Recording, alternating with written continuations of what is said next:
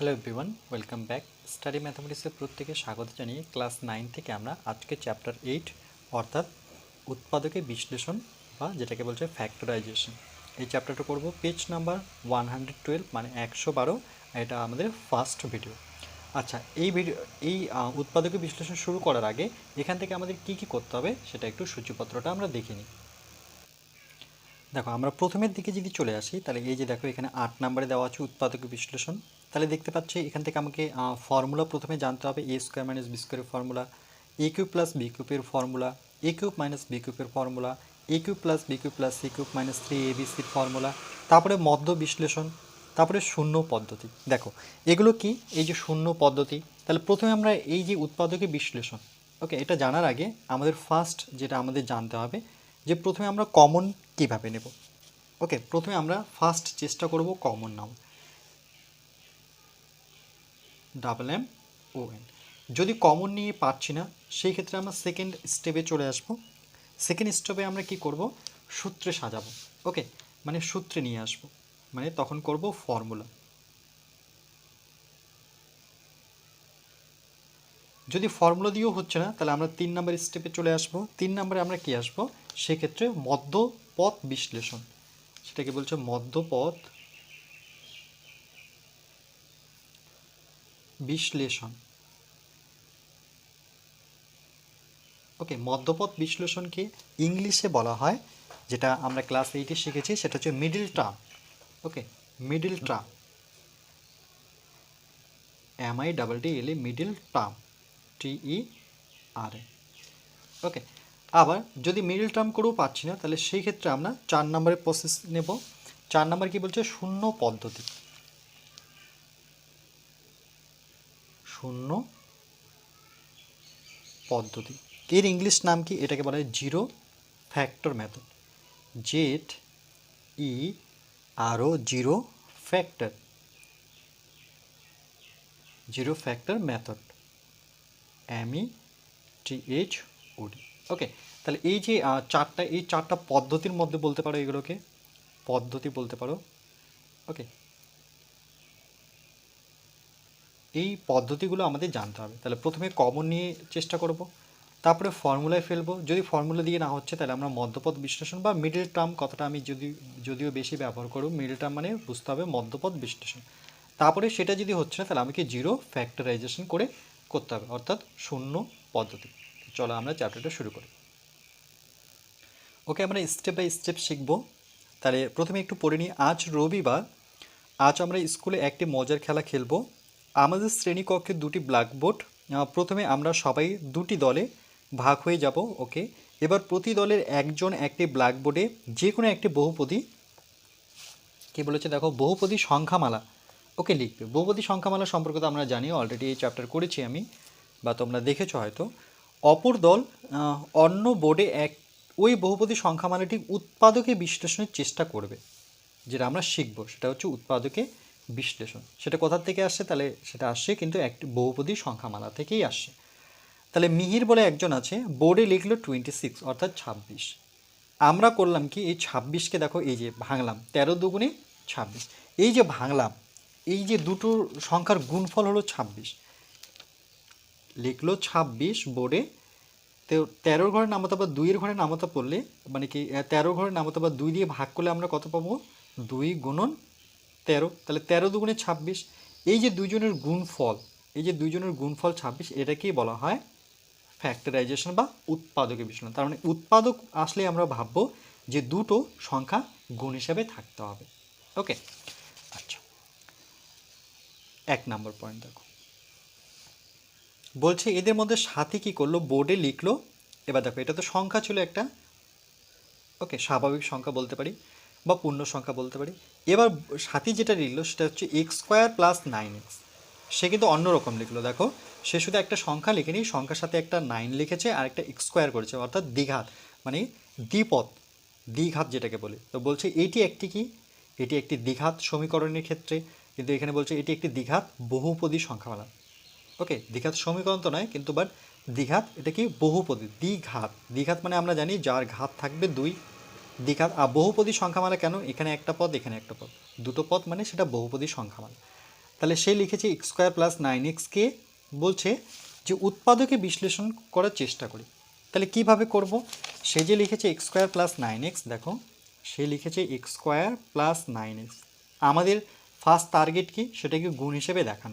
তাহলে কী হিসেবে গুণ দেখাবো? আমরা তো কমন নিশ্চয়ই ক্লাস 9-এ উঠেছি, কমন নিতে পারি। তাহলে দেখো দুটো এক্সের মধ্যে একটা এক্স কমন গেল, এখানেও একটা এক্স আছে, এখানেও একটা এক্স আছে, তাহলে একটা এক্স কমন গেলো, দুটো ছিল একটা গেল, তাহলে কটা পড়ে থাকলো? একটা পড়ে থাকলো।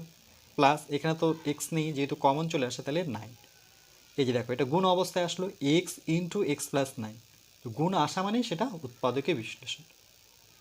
ওকে, যেমন ধরে নাও, যদি বুঝতেও অসুবিধা হচ্ছে আরেকবার দেখি, যখন এক্স স্কোয়ারকে আমি এক্স গুণন এক্স করতে পারি, আর এখানে তো 9x আছে, দেখো তাহলে এক্স কমন যায়, মানে সবচেয়ে ছোটোটা কমন যাবে। তাহলে এখানে সবচেয়ে ছোটো কি?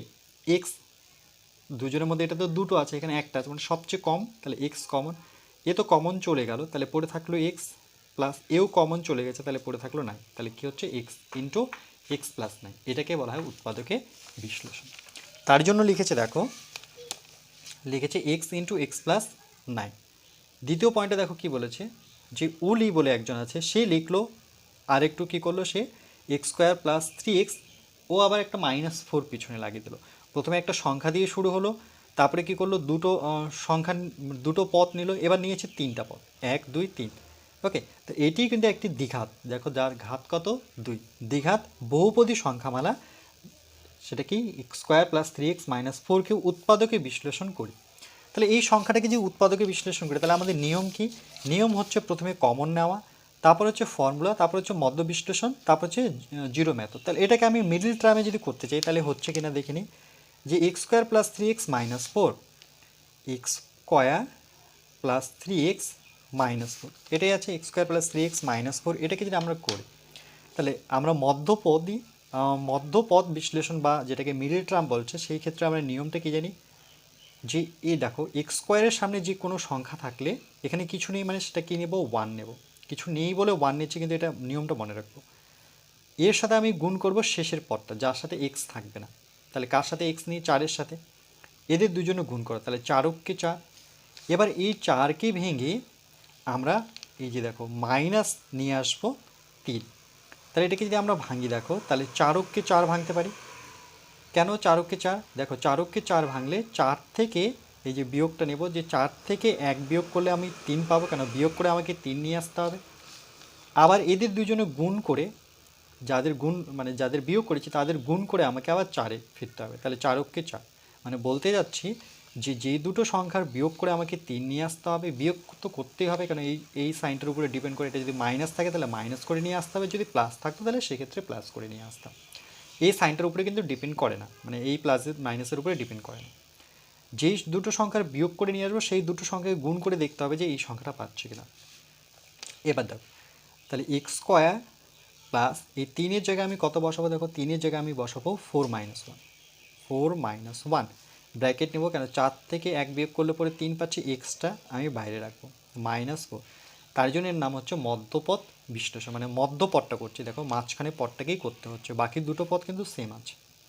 এবার এক্সকে এর সাথে একবার লিখবো, এক্সকে 1-এর সাথে একবার লিখবো, তাহলে এরা তো যেমন আছে তেমনই থাকবে। তাহলে প্লাস থাকলো 4x, এখানে মনে রাখবে প্লাসে মাইনাসে মাইনাস হবে, এই নিয়মটা মনে রাখবে, কেন কি অনেক সময় এখানে মাইনাস থাকতে পারে, তাহলে সেক্ষেত্রে মাইনাসে মাইনাসে কিন্তু প্লাস হবে। তাহলে প্লাসে মাইনাসে মাইনাস, 1-এর সাথে এক্স গুণ করলে পরে সেটা 1x লিখতেও পারো, নাও লিখতে পারো, শুধু এক্স লিখতে পারো। এবার দেখো এদের মধ্যে কমন, দেখো এর নিয়মের মধ্যে একটা পড়ে গেল, সেটা কি? কমন নেব। তাহলে এদের দুজনের মধ্যে কমন নেব, এদের দুজনের মধ্যে কমন নেব। তাহলে দেখো এদের দুজনের মধ্যে এক্স কমন যাবে, তাহলে দুটো এক্সের মধ্যে একটা এক্স কমন গেলে একটা এক্স পড়ে থাকবে, প্লাস 4 পড়ে থাকলো। এদের মধ্যে কিছু কমন যাচ্ছে না, কেন এখানে এক্স আছে, এখানে নেই, এখানে 4 আছে, এখানে 4 নেই, সেক্ষেত্রে কোনো কিছু কমন না গেলে 1 কমন নেব। তাহলে এক্স পড়ে থাকলো, মনে রাখবে এখানে যদি কমন মাইনাস হয়, তাহলে মনে রাখবে যে এই যে মাইনাসটা আছে এই সাইনটার মানে বিপরীত সাইন বসবে, অর্থাৎ মাইনাসের থাকলে সেটা প্লাস হয়ে যাবে, +4। ওকে, কী বললাম? যদি মাইনাস কমন নিই বা ব্র্যাকেটের বাইরে মাইনাস থাকে, সেই ক্ষেত্রে এই যে আগের সাইনটা আছে সেটা কিন্তু ওর বিপরীত চিহ্ন, অর্থাৎ মাইনাসটা হয়ে যাবে প্লাস। যদি প্লাস থাকতো সেক্ষেত্রে মাইনাস হতো। আর মনে রাখবে আরেকটা টার্ম, যে এই যে ব্র্যাকেটের ভিতরে x+4 আর এই x+4, সবসময় এই দুটো সংখ্যা কিন্তু সমান হতে হবে এবং এদের যে চিহ্নটা আছে সেক্ষেত্রেও সমান হতে হবে। তাহলে এই লাইনে বুঝে যাবো যে আমাদের অঙ্কটা বাকি যতটুকু করেছি সবটা ঠিক আছে। তাহলে x+4 কতবার আসলো? দুবার। সেটাকে আবার কমন নেব, দুবার আছে, একবার কমন নিয়ে নিলাম, তাহলে ব্র্যাকেট নেব, এক্স পড়ে থাকলো আমার -1, তাহলে x+4 x-1। তাহলে দেখো দুটোকে গুণ অবস্থায় দেখালাম, আমাদের টার্গেট হচ্ছে গুণ অবস্থায় দেখানো, সেটাকেই বলা হয় মিডল টার্ম। ওকে, না সেটাকে বলা হয় উৎপাদকে বিশ্লেষণ বা ফ্যাক্টরাইজেশন। সেটাই করেছে দেখো, সেটাই করেছে যে x+4 x-1। যদি মিডল টার্মে না হতো সেক্ষেত্রে আমরা জিরো মেথড অ্যাপ্লাই করতাম, তো সেটাও শিখবো, অসুবিধা নেই, যখন প্রবলেমে পড়বো ওটাও শিখে নেব। নাসরিন লিখলো x³ + 3x-4, এই যে চলে আসছে প্রবলেম। ওকে, দেখো এটা কিন্তু মিডল টার্ম হবে না। কেন? মিডল টার্ম করতে গেলে আমাদের নিয়ম হচ্ছে কি, এর ঘাত 2 থাকতে হবে, দ্বিঘাত সমীকরণ মানে দ্বিঘাত থাকতে হবে, এর ঘাত কিন্তু 3 হয়, মানে ত্রিঘাত হলে কিন্তু সেটা মিডল টার্ম হয় না। এটি একটি ত্রিঘাত, দেখো এটি একটি ত্রিঘাত বহুপদী সংখ্যা বানান, ত্রিঘাত বাট বহুপদী সংখ্যা বানান। বলছে এই ধরনের বহুপদী সংখ্যামালা কিভাবে উৎপাদকে বিশ্লেষণ করব। এই নিয়মটা খুবই ইম্পর্টেন্ট নিয়ম। ওকে, চলো শিখি এটা। আচ্ছা, আগে আমরা আমাদের মতো শিখে নিই, তারপর আমি এটা বইয়েরটা বলে দেবো। ওকে, এটা 4 নাম্বার, 3 নাম্বার এটা ছিল, নাম্বারিংটা করে নিই, তার জন্য একবার দেখে দিচ্ছি, এটা 1 ছিল, এটা 2 ছিল। ওকে, নাম্বারিংটা খুবই ইম্পর্টেন্ট, নাম্বারিংটা করতে হবে। আচ্ছা, এটাকে আমরা কিভাবে করব, যেহেতু ত্রিঘাত, দেখো এটার একটা নিয়ম আছে, সেই নিয়মটা আমি তোমাদের বলে দিই। যে এখানে তোমরা প্রথমে এই যে এক্স, যেহেতু এক্স দিয়ে চলটা যেহেতু এক্স আছে, তাহলে এখানে এক্সের ভ্যালু আমরা প্রথমে 1 নিয়ে দেখব, 1 নিয়ে বসিয়ে দেখব যে এটা টোটালটা 0 হচ্ছে কিনা। তাহলে আমার সমীকরণটা কীভাবে ছিল, x³ + 3x-4 এটা ছিল। এবার আমরা কি করব, সমান সমান এক্সের জায়গায় 1 বসিয়ে দেখি, তার কিউব +3 এক্সের জায়গায় 1 বসাবো গুণ দিয়ে -4, দেখবো যে এটা 0 হচ্ছে কিনা। ওকে, মানে এই টোটালটা 0 বের হচ্ছে কিনা। তাহলে 1-এর কিউব বললে 1ই হবে, প্লাস 3 3 -4, 3 আর একে যোগ করলে পরে 4 -4, দেখো কেটে গিয়ে এটা কি হলো, 0 হলো। ওকে, তাহলে কত বসে 0 হলো, x=1 বসে কিন্তু আমি 0 পেলাম। যদি 0 পাই তাহলে এটাকে আমরা কি করব, x=1, এটাকে আমরা এই 1টাকে এইদিকে নিয়ে আসবো, তাহলে x-1 কি পাচ্ছি, তাহলে x-1 পাচ্ছি। এই x-1কে আমরা 3 বার লিখব, একটু গ্যাপ দিয়ে লিখব x-1, আর একটু এখানে গ্যাপ দেব x-1, আর একটুখানি গ্যাপ দিয়ে আমরা x-1। ওকে, আমি যেটা শেখাচ্ছি তোমাদের জিরো মেথড শেখাচ্ছি। ওকে, এটাকে বলা হয় শূন্য, লিখে দিই পদ্ধতি, শূন্য পদ্ধতি। ওকে, যেটাকে বলা হয় জিরো ফ্যাক্টর মেথড। ওকে, তো আমি ডাইরেক্ট এটাকে জিরো মেথড বলে দিলাম। ওকে, কেন কি আমি উপরে তো লিখে দিয়েছি এটাকে কি বলে, জিরো ফ্যাক্টর মেথড, এটাকে আমি জিরো মেথড ডাইরেক্ট দিলাম, সেটা আমরা শিখছি। ওকে, তাহলে মনে রাখবো যে শূন্য পদ্ধতি করতে গেলে আমাকে একবারে তৃতীয় লাইনে আসবো। এবার দ্বিতীয় লাইনটা আমরা সাজাবো, কি করে সাজাবো, দেখো x³ প্রয়োজন, খুবই ইম্পর্টেন্ট লাইন। এখানে এক্স আছে, তাহলে কটা এক্সের প্রয়োজন আমার, দুটো। দেখো দুটো বসালে পরে দুটো আর একটা গুণ করলে পরে x³ হবে, কেন, এটা সূচকের নিয়ম। ওকে, বেস একই থাকলে পাওয়ার যোগ হয়। এবার -1 সাথে x² গুণ করলে পরে মাইনাস কী হবে, x²। এখানে তো x² কথাও ছিল না, তাহলে এটাকে কাটার ব্যবস্থা করতে হবে। তাহলে এখানে কত বসালে পরে এটা কাটবে, এখানে মাইনাস আছে, তাহলে এখানে আমি প্লাস নিই। শুধু একটা এক্স হলে হবে না, আমাকে x² প্রয়োজন, তাহলে একটা প্লাস এক্স বসাবো, x গুণ করলে পরে প্লাস, এটা কি হচ্ছে x²। তাহলে দেখো এটা কেটে যাচ্ছে, এটা মাইনাস এটা প্লাস কেটে যাচ্ছে। কিন্তু আবার এখানে -1-এর সাথে এক্সকে গুণ করব, তাহলে প্লাসে মাইনাসে মাইনাস এক্স পাবো। কিন্তু এখানে শুধু এক্স কোথাও নেই, 3x আছে, আবার +3x আছে। ওকে, তাহলে আমাকে কি করতে হবে, এখানে আমাকে চার্ট নিয়ে আসতে হবে। এর জন্য আমি কি করব, যে দেখো এখানে আমি এটার একটু হেল্প নিতে পারো, যেহেতু -4 আছে, তাহলে এখানে যদি আমি 4 বসাই, ওকে, তাহলে সাইনটা কি বসাবো, সাইনটা কিন্তু আমাকে প্লাস বসাতে হবে। কেন প্লাস বসাবো, কেন কি আমাকে একটা এক্স বিয়োগ করতে হবে, তাহলে 4টা এক্স থেকে যদি একটা এক্স বিয়োগ করি তাহলে আমি 3টা এক্স পাবো। ওকে, তাহলে দেখো +4x, তাহলে এখানে আমরা বসাবো +4x, +4x থেকে একটা এক্স বিয়োগ করলে আমার কত দাঁড়াচ্ছে, +3x। এবার দেখো প্লাসে মাইনাসে -4 4, এতে কি হলো, দেখো এই +4x থেকে এক্স বিয়োগ করলে 3x পাচ্ছে, আর এটা তো অলরেডি কেটে যাচ্ছে। ওকে, এটা কেটে যাচ্ছে, তাহলে x³ দেখো, তাহলে ফাইনালি কি থাকছে, x³ minus plus 3x minus 4। তাহলে জিরো মেথডের আমরা মনে রাখবো জিরো মেথড করতে গেলে সেটা আমাকে একবারে তৃতীয় লাইনে আসতে হবে। তৃতীয় লাইনে কী করে আসবো, যে এই যে সমীকরণটা দেওয়া থাকবে সেখানে শুধু 1 না, দেখো এক্সের ভ্যালু 1 বসিয়ে দেখব, 2 বসিয়ে দেখব, 3 বসিয়ে দেখব, 4 বসিয়ে দেখব, শুধু এগুলো নয় প্লাস মাইনাসও বসাতে পারি। ওকে, কখনো প্লাস নেব, কখনো মাইনাস নেব, কখনো যেটা দিয়ে মেলে, যেটা দিয়ে শূন্য হয় আমাদের টার্গেট এঁকে শূন্য করা, যেটা দিয়ে শূন্য হবে। ওকে, সেই ক্ষেত্রে আমরা কি করব, যেমন এখানে x equal to one x equal to 1 আসে, সেই ক্ষেত্রে আমরা 1টাকে এইদিকে নিয়ে আসবো। তাহলে এক্স মাইনাস 1 ইকুয়াল টু কত হয়ে গেল, 0।